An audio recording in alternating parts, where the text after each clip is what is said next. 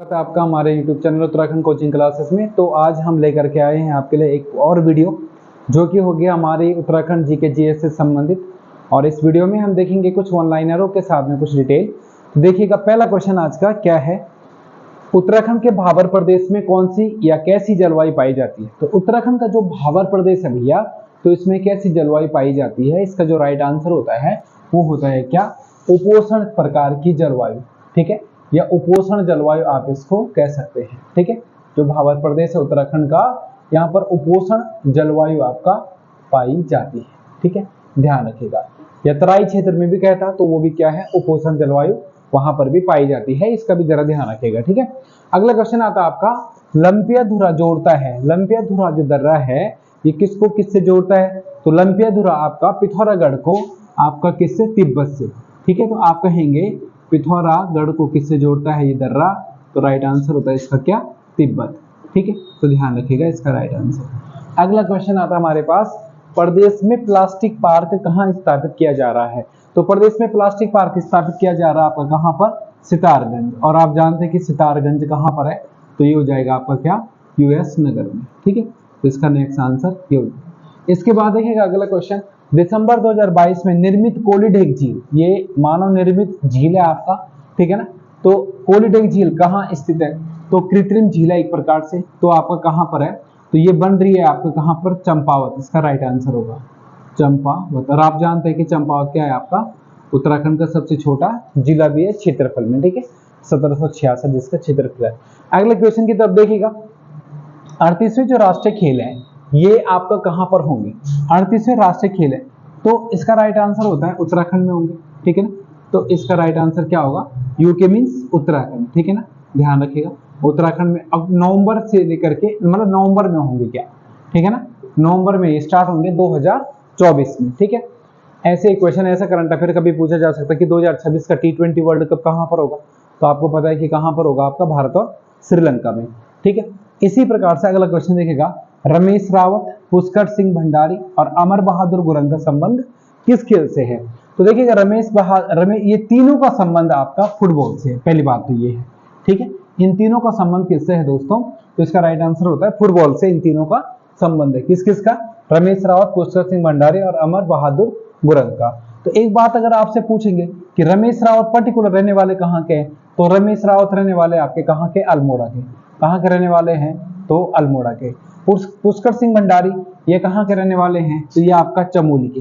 कहाँ के रहने वाले हैं, तो चमोली। और आपका अमर बहादुर गुरंग कहाँ के रहने वाले हैं, तो इसका राइट आंसर आता है क्या, देहरादून। तो देहरादून के रहने वाले कौन है, अमर बहादुर गुरंग। और तीनों का संबंध किससे है, तीनों का संबंध आपका किससे है बोलो तो फुटबॉल से है। ठीक है, जैसे तारा रावत का संबंध किससे है, आपके लिए क्वेश्चन है, तारा रावत का संबंध किससे है बताइएगा जरूर कमेंट बॉक्स में। ओके, और आपका रिमार्क रखा था कि स्नेहा राणा का संबंध किससे है, तो आप जानते हैं कि क्रिकेट से है।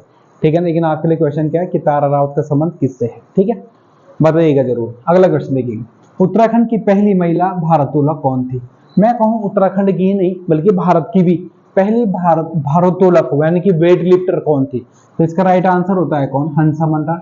ठीक है ना, हंसा या श्री या सुश्री हंसा मंडराल जो भी कहना, तो हंसा मंडराल। और हंसा मंडराल रहने वाले कहाँ की हैं, तो आपको पता है यार ये कहाँ की रहने वाली हैं, तो पिथौरागढ़ की रहने वाली है। ठीक है, और आपको पता होगा इनके बारे में कि इनको पहला क्या दिया गया था, द्रोणाचार्य पुरस्कार दिया गया था सन 2001 में। उत्तराखंड की पहली महिला जिसको क्या मिला था, द्रोणाचार्य पुरस्कार मिला था। कब कब मिला था द्रोणाचार्य पुरस्कार इनको, आप कहेंगे 2001 में। ठीक है, फिर इसके बाद अगले क्वेश्चन की तरफ चलते हैं, राज्य के पहले देवभूमि उत्तराखंड द्रोणाचार्य पुरस्कार विजेता। राज्य के पहले देवभूमि उत्तराखंड द्रोणाचार्य पुरस्कार प्राप्त करता कौन है, तो आप जानते हैं इसका नाम क्या है आपका, इनका नाम है आपका क्या, हरि सिंह थापा। तो हरि सिंह थापा को ये पुरस्कार आपका सन 2000 का मिला था, 13 में मिला था हरि सिंह थापा को। ठीक है, फिर अगले क्वेश्चन की तरफ चलते हैं, क्या मिला था इनको, मुक्केबाजी में। ठीक है ना, मुक्केबाजी में इनको क्या मिला था, द्रोणाचार्य पुरस्कार मिला था 2013 में। फिर इसके बाद अगला क्वेश्चन आते हैं, राज्य का सबसे बड़ा जैव विविधता पार्क, राज्य का सबसे बड़ा जो जैव विविधता पार्क है वो कहाँ पर है, तो आंसर होता हमारा हल्द्वानी। और दोस्तों आपको पता है जो हल्द्वानी है इसको 1834 में किसने बसाया था, तो आप जानते ही हैं कौन, विलियम ट्रे। ठीक है ना, तो याद रखिएगा। फिर इसके बाद अगला क्वेश्चन आता है, सुश्री राधा भट्ट का संबंध किस क्षेत्र से है? तो जो राधा भट्ट हैं इनका संबंध है, वैसे तो ये देखो ये क्या है, एक पर्यावरणविद है, पर्यावरणविद के साथ में ये एक सामाजिक कार्यकर्ता भी है, ठीक है, दोनों हैं, सामाजिक कार्यकर्ता भी है और पर्यावरणविद भी है, ठीक है। इसके अलावा देखिएगा इनसे संबंधित एक बहुत फेमस आंदोलन है, आप लोगों ने सुना होगा, खीराकूट, खीराकूट आंदोलन या खीराकूट खनन, खीराकूट खनन विरोध आंदोलन इन्होंने किया था, ठीक है ना।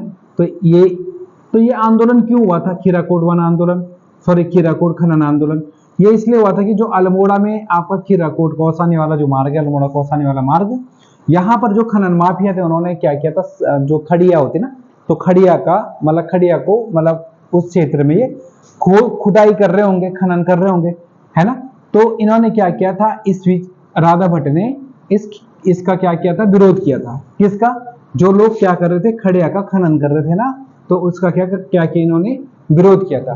और राधा भट्ट का संबंध आपको पता है कि किससे है, पर्यावरणविद है ये, इसीलिए इन्होंने पर्यावरण को बचाने के लिए आंदोलन किया था। एक और चीज आती है कि ये जैसे ये आपका सरला बहन से भी मिली हुई थी, बोलते हैं कि मतलब ये भूदान आंदोलन से भी इनका संबंध रहा है, ठीक है ना। तो इस प्रकार से गांधीवादी विचारधारा की महिला थी कौन, राधा भट्ट है, ठीक है। और बोलते कि 1992 में इनको क्या मिला था, जमनालाल बजाज पुरस्कार भी इनको मिला था। क्या मिला था? 1992 में इनको जमनालाल बजाज पुरस्कार भी इनको दिया गया था, ये भी ध्यान रखना है, ठीक है। फिर इसके बाद आता है मौला देवी पिंगला या प्योला के नाम से किसे जाना जाता है? मैं कहता हूँ मौला देवी को पिंगला या प्योला के नाम से जो जाने जाते हैं, इनका नाम क्या है आपका, जिया रानी, यानी कि जिया रानी की ये नाम है। और जिया रानी प्रीतम देव, आप लोगों ने नाम सुना ही होगा, एक कत्यूरी शासक प्रीतम देव, जिसको राजा पिथौरा शाही के नाम से भी जाना जाता है, जिन्होंने आपका पिथौरागढ़ की भी क्या की थी, स्थापना की थी। मतलब पिथौरागढ़ की स्थापना जिले के रूप में नहीं कह रहा मैं, पिथौरागढ़ में एक गढ़ बनाया था। गढ़ मैंने क्या होता है, किला। तो पिथौरागढ़ जो किला है ना, वो किसने बनाया था, पिथौरा शाही ने बनाया था। पिथौरा शाही को प्रीतम देव के नाम से भी जाना जाता है, ठीक है। तो उनकी जो छोटी वाइफ थी, छोटी पत्नी थी, इनकी छोटी रानी जो भी कहें, तो वो थी आपके कौन, जिया रानी। और जिया रानी बोलते हैं कि मालवा जो प्रदेश है, मालवा क्षेत्र जो है, तो वहां पर मालवा क्षेत्र की क्या थी, मतलब मालवा क्षेत्र में जो राजा थे उनकी बेटी थी कौन, जिया रानी, ठीक है ना।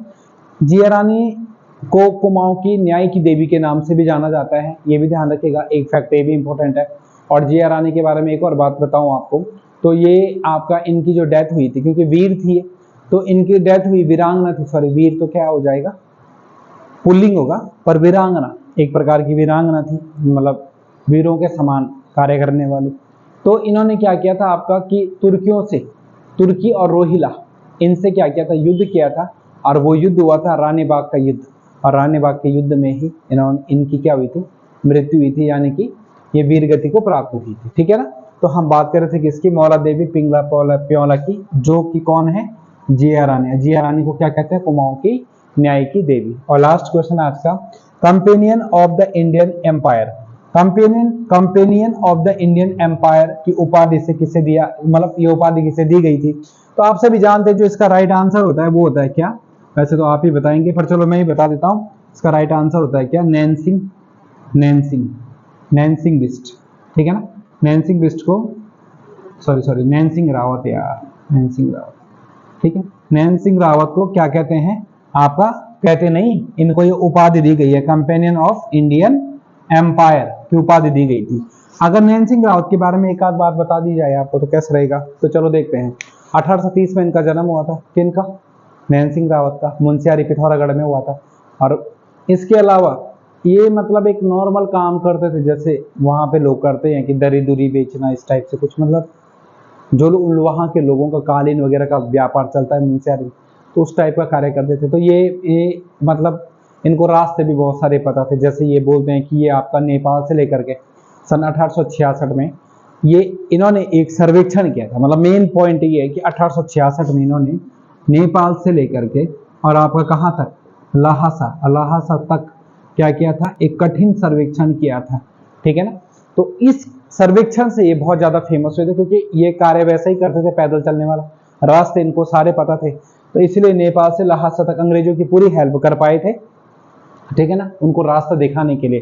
तो इसलिए इनका जो फेमस सर्वेक्षण है सर्वेक्षण मतलब खोजना, रास्तों की मतलब बताने की, सर्वेक्षण करने की, सर्वे करने की, तो वो है 1866 की। नेपाल से लहासा तक इन्होंने क्या किया था, सर्वेक्षण किया था 1866 में। फिर उसके बाद अंग्रेज लोग इनसे काफी, तो इनको सर्वे ऑफ इंडिया की जॉब दी गई थी, आप लोग जानते हैं, देहरादून में। और उसके बाद 2004 में इन पर एक डाक टिकट भी निकला था, ठीक है ना। तो ये सब चीजें हैं इनके बारे में, ठीक। तो इनको उपाधि कौन सी दी गई थी, कंपेनियन ऑफ इंडियन एम्पायर की, ठीक है। तो आज के लिए इतना ही, आज इससे आगे हम नेक्स्ट टाइम पे पढ़ेंगे, ठीक है। वन लाइनर में इतना ही, थैंक यू।